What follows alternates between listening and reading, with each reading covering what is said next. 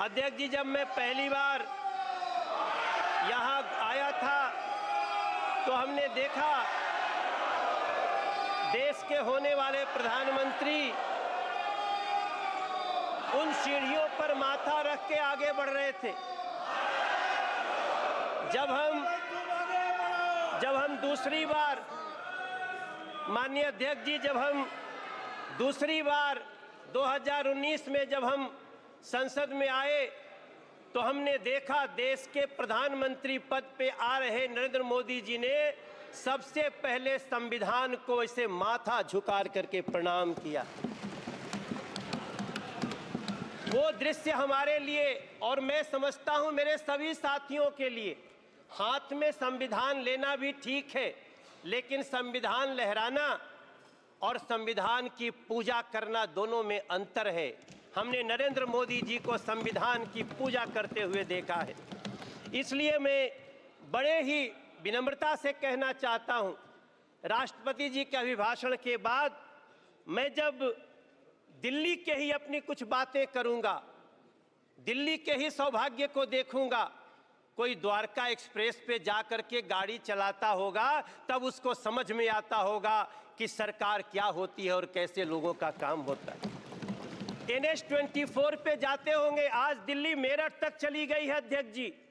आज लोग दिल्ली में मेरठ से काम करने आते हैं और 35 से 40 मिनट में पहुंचते हैं।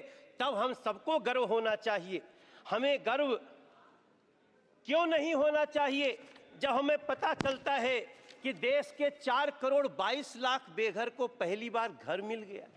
हमें क्यों नहीं गर्व होना चाहिए अध्यक्ष जी जब 12 करोड़ घरों में टॉयलेट बन जाते हों, जब 52 करोड़ में गांव का आदमी हो। अध्यक्ष जी, हमारी माँ पहले एक हमारे गांव में काम करती थी, उनके लिए हमसे एक बार वो 20,000 रुपया मांग के दी थी, और एक दिन वही हमारी माई हमसे कहती है, ए मनोज, तू जाना तला झुरी तिवारी के मेहरारू के उनके घर मिल गए, मोदी जी घर दिले बाड़े।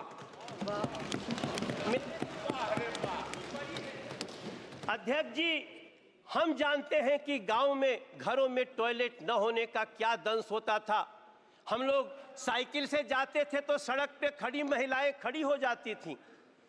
अगर उस दंश को किसी ने दूर किया, वो नरेंद्र मोदी जी, वो सरकार, हम क्यों न गर्व करें इस पे। 13 करोड़ घरों में नल से जल लगा दिए। हम दिल्ली में पाइप से घरों में गैस जा रही है, पाइप से गैस जा रही है, और दिल्ली में एक बैठी हुई आम आदमी पार्टी की सरकार नल से जल तक नहीं दे पाई। हम ये भी दंश इसी दिल्ली में देख रहे हैं। अध्यक्ष जी, कभी भारत मंडपम देखिए। मेरे विपक्ष के भी साथी लोग, आप लोग जाइए, आप जब जाएंगे तो आपको गर्व होगा। आप कभी, हाँ दादा, होता है, होगा। आप कभी यशोभूमि को देखिए, आप कभी बाबा साहब भीमराव अंबेडकर स्टडी सेंटर को देखिए। इसी दिल्ली में जिस बाबा साहब भीमराव अंबेडकर को अंतिम क्रिया के लिए 1 कट्ठा जमीन नहीं दिया गया, बुरा मत मानना, नाराज मत होना, उसी दिल्ली के हृदय में नरेंद्र मोदी जी ने 5 एकड़ में बाबा साहब का स्टडी सेंटर बना के दिया है। ये होता है सम्मान संविधान के प्रति और संविधान के बनाने वालों के प्रति।